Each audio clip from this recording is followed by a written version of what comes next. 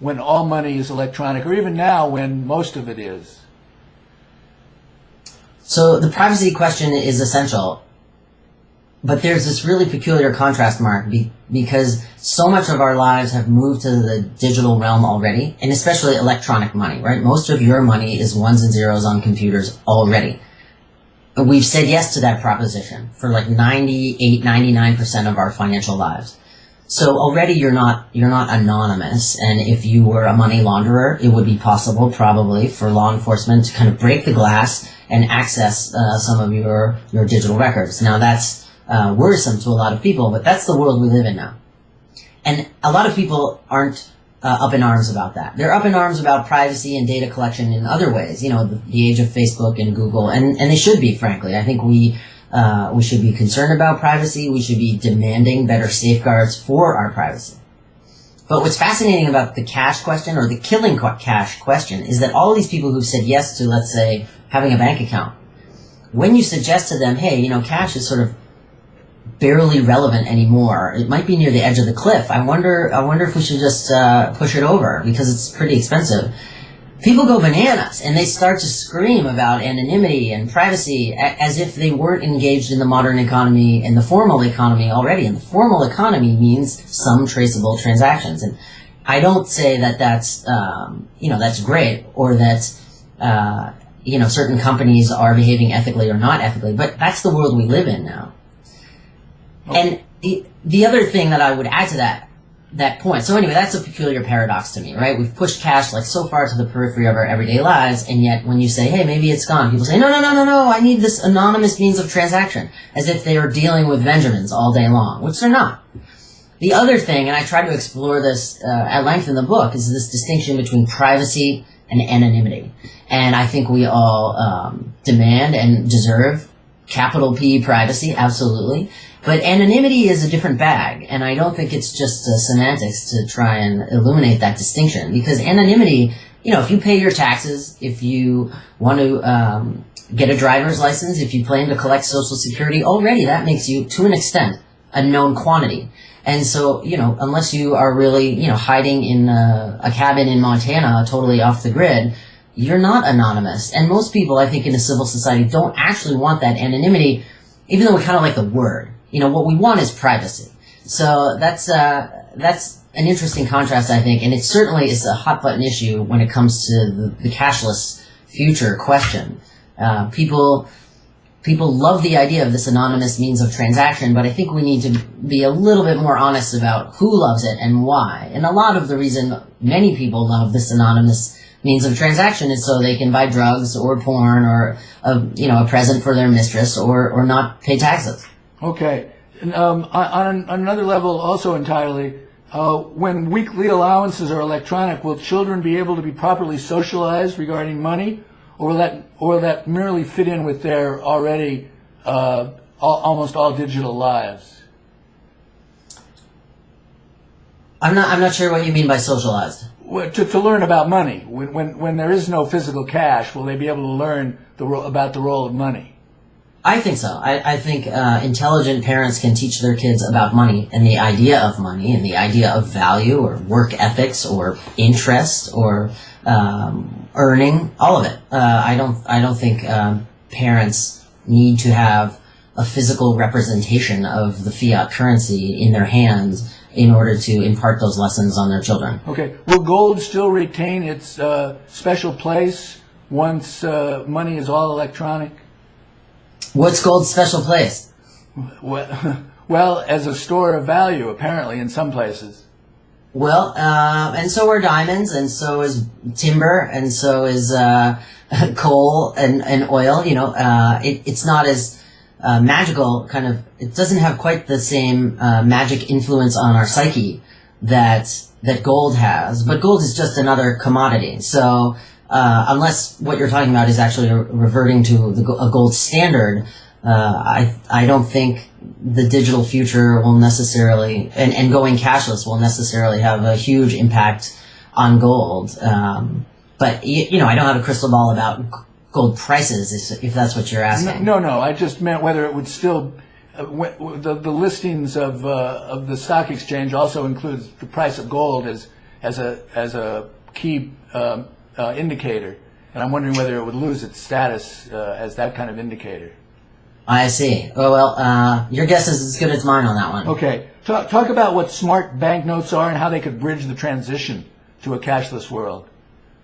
Sure. Well, I appreciate this question. Not a lot of people have made it that far in the book or asked me about them. And it's a tricky idea, but one of the reasons that cash is so problematic, especially for the poor, isn't because it's cash per se, it's its inconvertibility. You can't, if you don't have a bank account and you're super poor, it's hard to convert your wealth, however little or however much, from physical form into electronic form.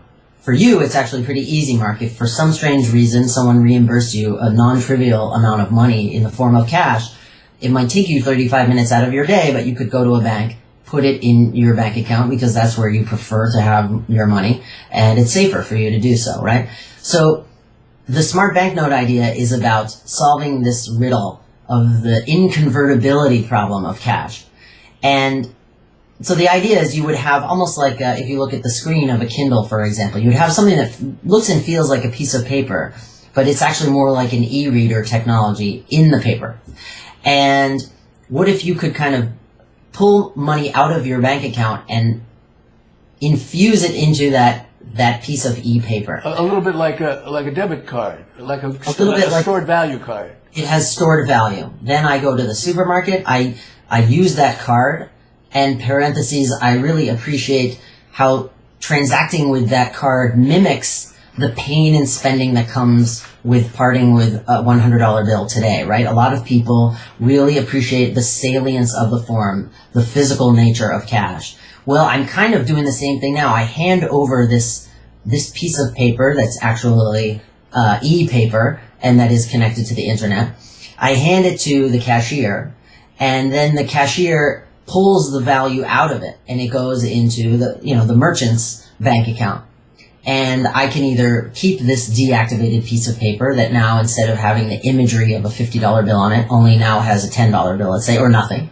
Or, let's say it has nothing, then at the store, this deactivated, quote-unquote, worthless paper is just kind of set in a drawer somewhere and used to make change for somebody else down the road.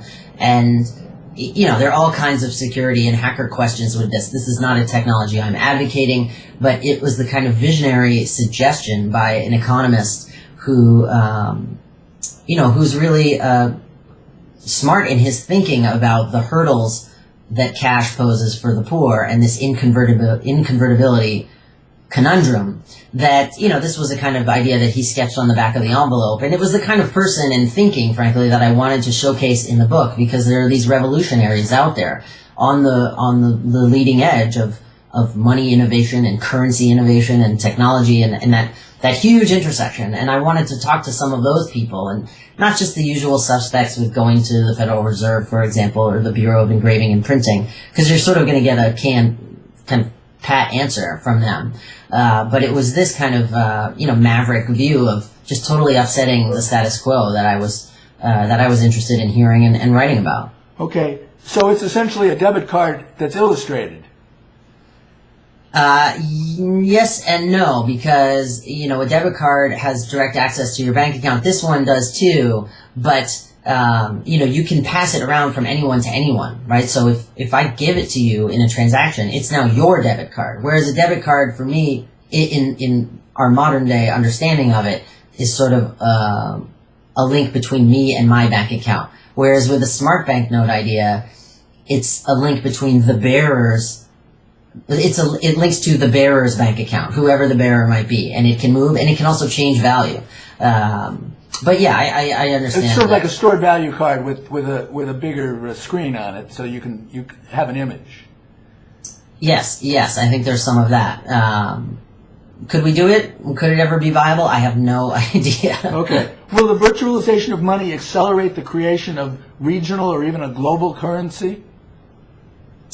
So those are two sort of different trends, right? So the move toward regional or global currencies is this kind of centripetal force that's pushing against money, and then you have this centrifugal forces as well. So, are we consolidating in, or are we pushing money out? So are we going to be all on the U.S. dollar 100 years from now, or is there going to be this rainbow of currencies out there, and using our phones we can trade and transact and convert on the fly, because you want Disney dollars and I want airline miles, and someone else wants Bitcoin and someone else wants euros. I suspect that technologies and internet technologies are going to make that world possible. And already we're seeing a lot of that. Facebook credits has a lot of people talking about alternative currency potential. Bitcoin, the cryptocurrency, created a lot of interest, especially over this last year. And, many of them will die off, and others won't. But there is this, a real trend of monetary innovation underway, and it's not coming from a single political or ideological perspective. There are people really across the board who are interested in this, from the kind of eat local ethos of I want to keep my money local, right? I want to keep the government or the middleman or the credit card companies out of it. I only want to buy from the local baker with Ithaca hours. And then there's the sort of cut from the same quilt, Ron Paul type thinking of I don't believe in the Federal Reserve and U.S. dollars, and I want to create a currency that has a money supply that is more carefully controlled to buttress against inflation, and so I want to use XYZ. And there's still other sort of motivations for going to the alternative currency world, and people have a keen interest right now in kind of challenging the monopoly that governments have on issuing currency. So that's an interesting trend to watch. And as a writer, it's really fun to write about, because of course the people involved in these efforts, they're often quite colorful characters. It's one thing to be interested in the monetary system. It's another thing to think, well, I'll come up with an alternative currency that I think is better or safer or more sound than the national one. Okay, why don't you wrap up by giving us your overall emotional reaction to the disappearance of money and how you'll miss it or not miss it? If it's finally time, and like I said earlier, if we've really come up with sufficient substitutes for tipping people, for example, I don't think I'll really miss it, because if we do come to that place, it would be because we started to act a little bit more rationally about the costs of cash, and we were thinking in a more sophisticated manner about the different forms of money and the different friction that different forms of money create in our lives, both personally and at the national or even the international level. And so, I don't think it's going to be some deliberate government effort. I think, cash is getting sort of chipped away at it from all sides, and a lot of it kind of private sector innovation, for example. But when we get there, if we ever do get there, Mark, I think it's something to be celebrated, because it would mean that, reason won out. And, it'd be naive to think we're going to get there tomorrow or even in 5 years. It's difficult enough for Americans to admit that the penny is worthless and a losing proposition to keep manufacturing them. But I'm just not quite so defeatist to think that it's not something we could eventually do. It's interesting because the Encyclopedia Britannica announced yesterday that it was going all digital, and there was kind of a eulogy for it everywhere. And it's sort of similar that money is been around longer than the Encyclopedia Britannica, but we can imagine a similar nostalgia at its passing. Absolutely, and that's nostalgia is not something to be written off too quickly. I understand the magic of paper money, and I have tremendous respect for numismatics and the world of coin collecting. But in the book, I was featuring some obsessive coin collectors, and they're a very practical lot, Mark. They're they say, look, you like your coins, you love your wife, and in fact, they say, hey, bring it on, bring me the cashless future. It will only increase the value of my inventory. Okay, good. Well, I want to thank you very much for chronicling and advocating on behalf of The End of Money, and for writing the book called The End of Money. And thank you very much for talking to us today about it on Etopia News. Thank you, Mark. Bye. Okay, we're done. You haven't been able to see my video for a while, have you? No, you froze. I froze.